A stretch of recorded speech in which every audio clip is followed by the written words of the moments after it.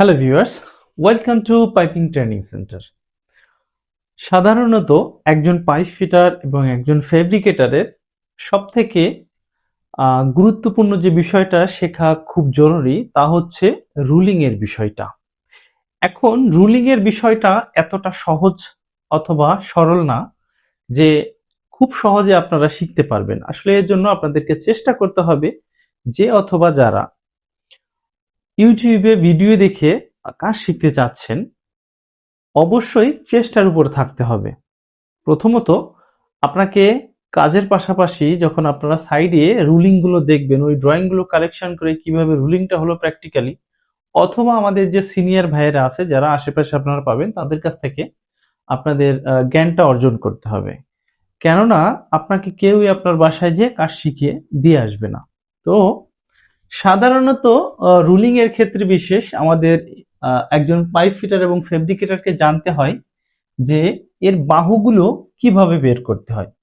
তো একটা ত্রিভুজের সাধারণত তিনটি বাহু থাকবে, যেটাকে আমরা বলবো যে লম্ব, ভূমি অথবা অতিভুজ। আর ইংরেজিতে যাকে বলা হয় সেট, রান, ট্রাভেলস। তো ইন্টারভিউতে আমরা দেখেছি বেশিরভাগ সময়, অথবা আমরা যখন ইন্টারভিউ নিয়েছি স্টুডেন্টদেরকে, বেশিরভাগ সময় আমরা তাদেরকে একটা ভালো ওয়ার্কারকে ইন্টারভিউর জন্য সবসময় আমরা এই যে বিষয়গুলো আর কি তাদের কাছে প্রশ্ন করতাম, অথবা আমি নিজে যখন ফেব্রিকেটর ছিলাম যে প্রশ্নগুলোর সব থেকে বেশি সম্মুখীন হতাম সেটা হচ্ছে কি এইটা, যে একটা রুলিং এর আমাদের ভূমি দেওয়া আছে 516, লম্ব দেওয়া আছে 361, আমাদের অতিভুজটা কত আসবে। এটা আমি 2 থেকে 3টা প্রজেক্টে পেয়েছি।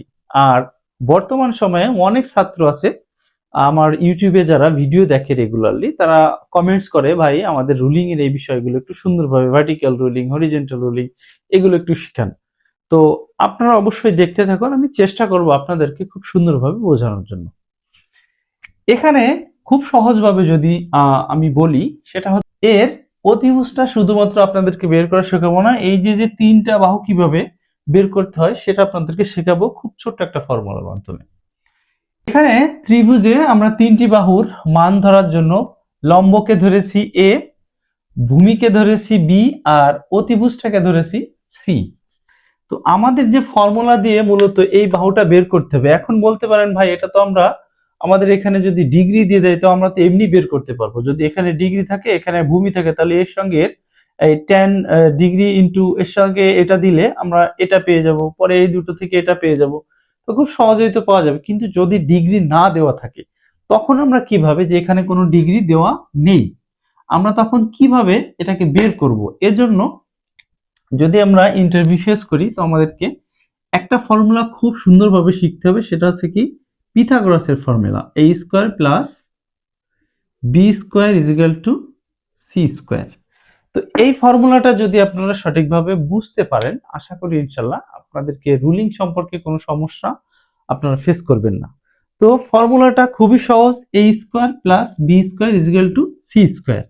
তো আমাদের এইখানে যে সমস্যাটা, আমাদের যদি আমাদের লম্ব বের করতে দেয় তখন আমাদের কিভাবে করতে হবে, ভূমিটা বের করতে দিলে কিভাবে করতে হবে, অথবা অতিভুজটা বের করতে দিলে কিভাবে করব। তো অতিভুজ বের করার জন্য আমাদের এই ফর্মুলাটা যথেষ্ট হবে। কিন্তু এট দ্য সেম টাইম যদি আমার এই এর মানটা বের করতে দেয়, অর্থাৎ লম্বটা বের করতে দিবে, তখন এইটা দিবে না, তখন আমার ফর্মুলাটা হয়ে যাবে ঠিক এটাকে আমি আলাদা করব, এই এটাকে আমি আলাদা করব, তখন আমার আর কি একে একটা সাইডে নিয়ে আসতে হবে, শর্টকাট যেটা। তো আমাকে এই এটাকে আলাদা করতে হবে, যে বাহুটা চাইবে সেটাকে আলাদা করতে হবে। তো এখন সিটাকে আমাদের চেয়েছে, তো সি অলরেডি একা আছে, আলাদা আছে, তো এই দুটোকে এক পাশে নিয়ে আসছি। এখন যদি আমার এ দরকার হয় তখন আমার ফর্মুলাটা সেম, আমি এটাকে এই পাশে রেখে দিব, তখন আমি বিটাকে এই পাশে নিয়ে যাব।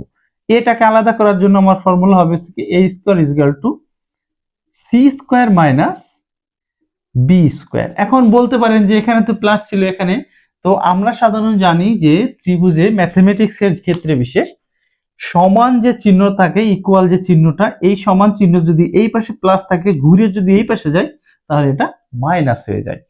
এরপরে আমরা এর মানের জন্য যখন গেলাম, এবার বিটা কিভাবে বের করব, তো আমরা বি কে যদি বের করতে হয় এট দ্য সেম টাইম আমরা এখানে আলাদা করে নিয়ে নেব, তাহলে বিটাকে আলাদা রাখবো, এটাকে ওর পাশে নিয়ে যাবো। তাহলে আমাদের এখানে আসবে B square is equal to C square minus A square. এখানে কিছু নেই মানে প্লাস, তো প্লাসটা যখন ইকুয়াল টু এই পাশে যাবে তখন মাইনাস হয়ে যাবে। তো আপাতত এই তিনটা সিস্টেমটা আমি খুব সহজে আপনাদেরকে আশা করি বোঝানোর চেষ্টা করেছি এবং আপনারা বুঝেছেন।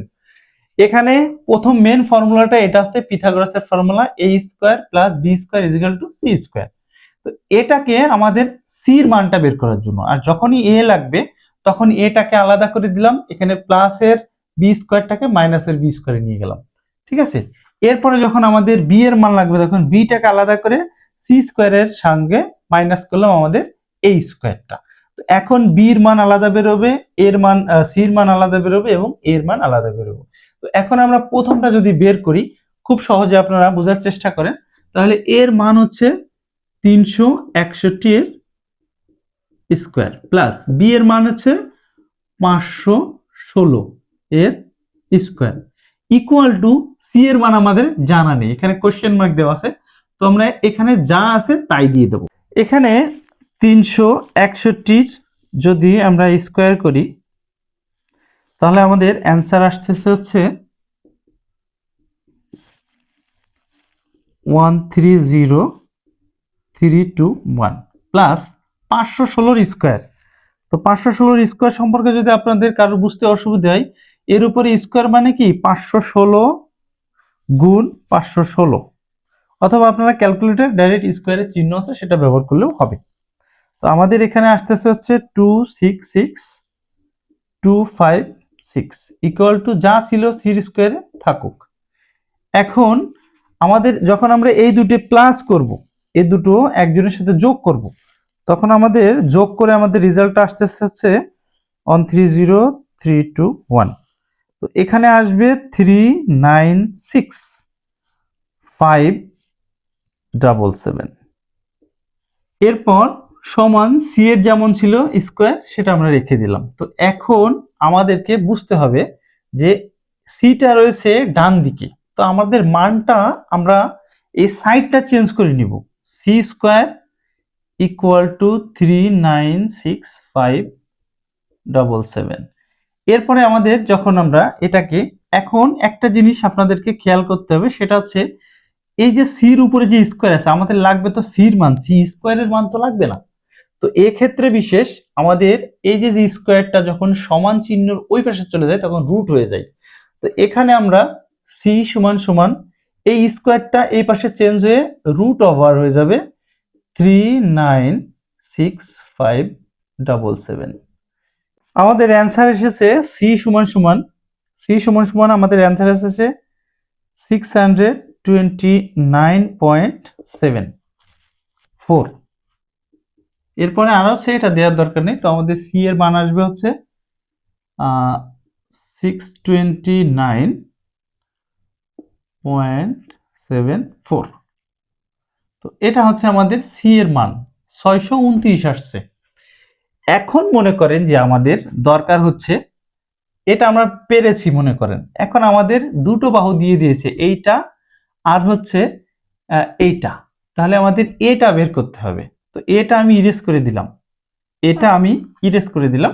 আমাদের সি আছে বি আছে, সি আছে বি আছে, এটা বের করতে হবে। তার লম্বটা যদি আমাদের ইন্টারভিউতে বের করতে দেয় তখন আমরা কিভাবে বের করব, সেম আমরা যেহেতু এখানে আগে ভাগে করে নিয়েছি আপনাদের কিভাবে আলাদা করতে হয়, তো এটাকে আমরা আলাদা করে রাখলাম, এটাকে এভাবে আলাদা করে রেখে এরপরে সি এর মান আমরা পেয়েছি কত, 629.7 এর স্কোয়ার মাইনাস হচ্ছে বি পেয়েছি 516 এর স্কোয়ার। তো সেম, তো এটাকে আমরা যখন স্কোয়ার করব এই দুটোকে, তখন আমরা খুব সহজে এখানে বুঝতে পারবো, তা হচ্ছে 629.7 to the power 2 by square minus হচ্ছে 51516 টু দি পাওয়ার 2 বা অথবা স্কোয়ার যদি দিই আমাদের এখানে রেজাল্ট আসতেছে হচ্ছে 0.266। এখন আমরা এই দুটোকে স্কোয়ার করলাম এবং মাইনাস করার পরে আমাদের অ্যান্সার আসলো 130.266। এবার সেম আগের মতন এখন আমরা স্কোয়ার যেহেতু আছে এখানে, তো স্কোয়ারটাকে আমাদের তো লাগবে এর মান, তো এর স্কোয়ারটাকে ওই পাশে যখন আমরা সমানের ওই পাশে দিয়ে দেবো তখন অবভিয়াসলি রুট হবে। তো এখানে √130.266। তো এটা যখন আমরা দিয়ে দেবো, তো দেখেন এখানে সেম ওয়েতে আমাদের যে রেজাল্টটা আসবে যেটা আমরা আগে দেখেছি, তো এখানে 360 আসতেছে।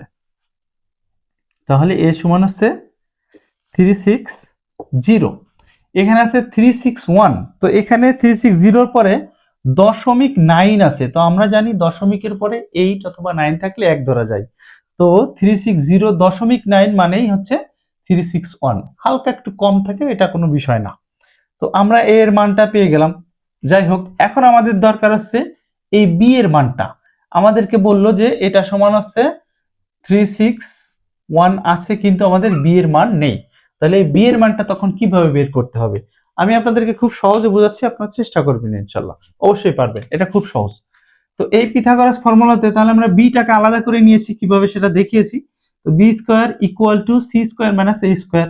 তো বি যেহেতু আমাদের লাগবে, তাহলে বির মতন বি থাকুক, এরপরে সি এর মানটা আমরা দেখবো কত আছে, 629.74 এর স্কোয়ার মাইনাস এর মান আমরা পেয়েছিলাম 361 এর স্কোয়ার।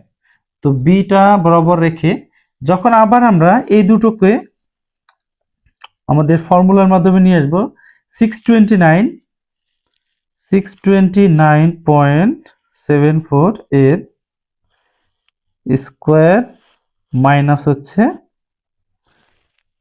361 এর